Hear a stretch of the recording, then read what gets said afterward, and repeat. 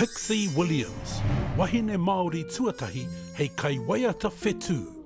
Ko piki te ora tōna ingoa whānau. Koia te kai waiata tuatahi I mau te reo aru moni I te mauhanga o Blue Smoke, nā rūru karaitiana I tito. I ki a Amelia, I whakatipua a Pixie I mōhaka. I ki a te whare o ana tipuna, ko te whare waiata. Te kaumāwhitu o na tau ka nuku a Pixie ki pōneke, ka tūtaki ki a rūru karaitiana. Kua puta noa atu a Blue Smoke I tuhia I te tautahi mano I warau whātekau. Ka whakahokia mai e te 28 Māori Battalion. He tino waiata ma Pixie I ngā pō o te rātapu. Engari kāre I mōhio I reira a rūru karaitiana e rapu ana he kai waiata mo Blue Smoke.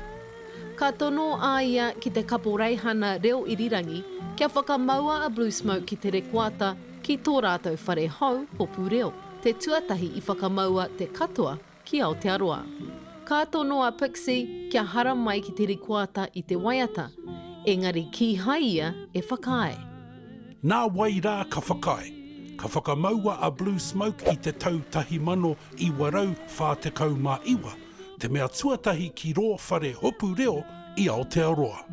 Ko tā Amelia, ko te mahi kē mā ngā kai pūkahu, he tohu me pēhea te hopu I te reo, ka whakawhiti ki te rīpene, ā ka whakaputa kia rahi ngā nama hei tuku iho.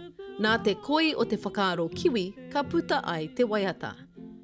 No te tukunga I te waiata, tauana ki te ao, mano ngā rekoata I hokona. Nā reira, hoatu a māma ki te rekoata e whitu ngā waiata a ruru, me te ono ma etahi atu kai tito waiata. Ka mutu I ngā tau e rua o te mahi rekoata ki Aotearoa, ko māma te pirinihi o te mātotoru. Pixie Williams, tū Māori ki te ao.